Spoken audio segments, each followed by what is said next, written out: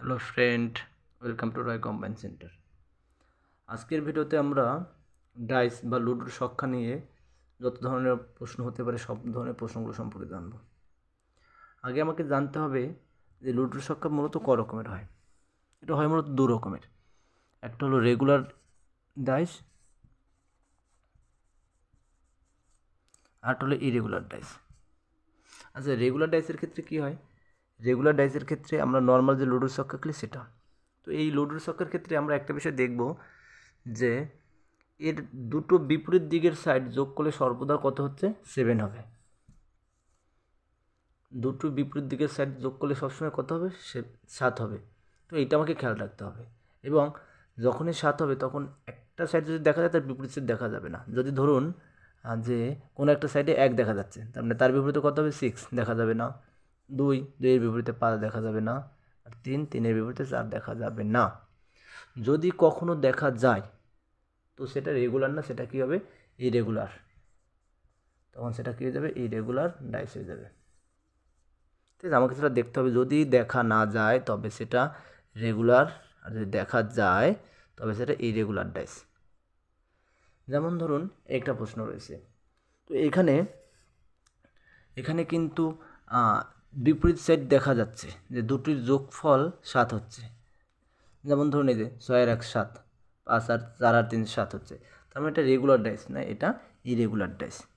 Regular dice হলে দেখা যেত না। তো রেগুলার ডাইসের ক্ষেত্রে, ইরেগুলার ডাইসের ক্ষেত্রে বের করার জন্য তিনটে নিয়ম থাকে। তিনটে নিয়মে আমরা করব। এইখানে কোন নিয়মটা আছে দেখি আমরা। এইখানে কোনোটার সাথে কোনো মিল নেই, এটার সাথে এটা মিল নেই, এটার সাথে এটা মিল নেই, এটার সাথে এটা মিল নেই। যদি কোনো মিল না থাকে, যদি কোনো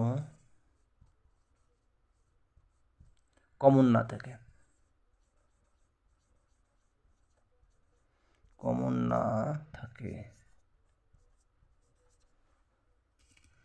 তবে একটা নিয়ম, তবে নিয়মটা হচ্ছে টপ টপ, মানে কি উপরটার সাথে উপরটার সম্পর্ক।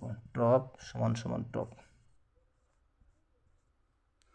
নিয়ার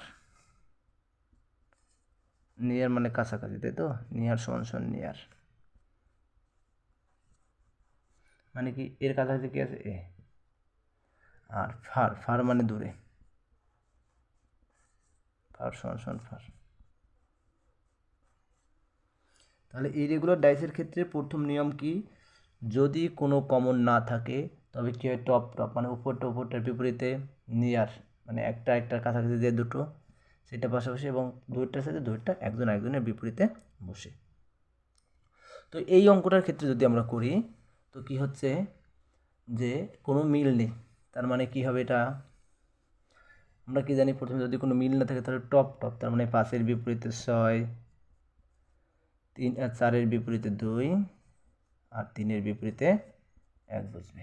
তো আমাদের প্রশ্নে কি বলছে? 5-এর বিপরীতে কোন সংখ্যাটি বুঝবে? 5-এর বিপরীতে বুঝবে 6। 5-এর বিপরীতে বুঝবে 6। যদি এরকমভাবে কোনো একটা মিল থাকলো, ধরে নিন এই অঙ্কটাতেই বললো যে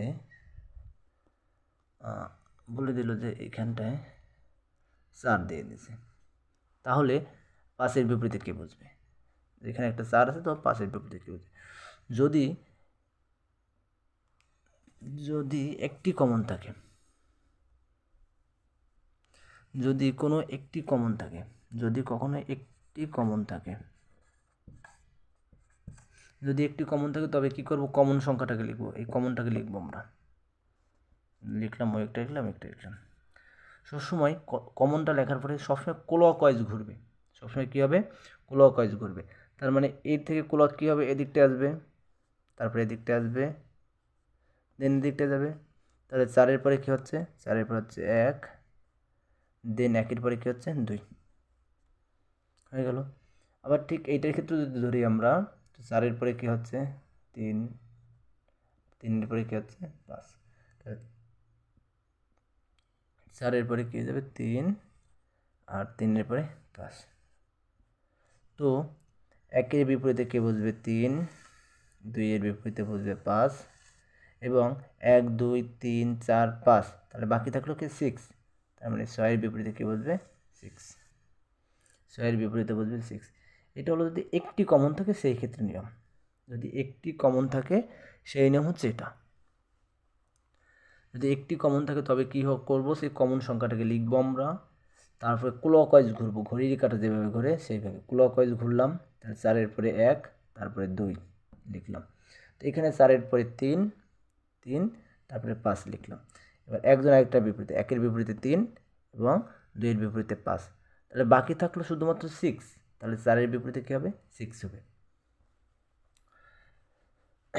এই ধরনের সূত্রগুলো আমাদের জাস্ট মাথায় রাখতে হবে যে ইরেগুলার, আগে প্রথমে দেখতে হবে আমাদের এটা রেগুলার কি ইরেগুলার। যদি রেগুলার হয় তবে তো আমরা দেখেই বলে দিতে পারবো যে কেননা দুটোর যোগফল সর্বদা কত হয়, 7 হয়। আর যদি ইরেগুলার হয় তো আমরা ওইভাবে সলভ করে দেখবো যে কোনটা মিল আছে কোনটা মিল নেই।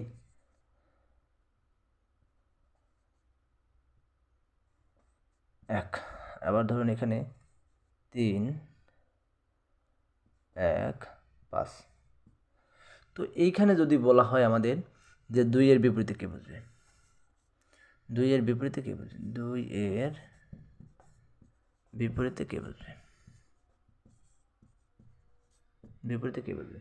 তো আমরা কি বলেছিলাম, প্রথমে দেখতে হবে কটা সংখ্যা কমন আছে। আমরা দেখতে পাচ্ছি এখানে দুটো কমন আছে। কী কী কমন আছে, 3 আর 1, 3 আর 1 এখানেও কমন আছে, এখানেও কমন আছে।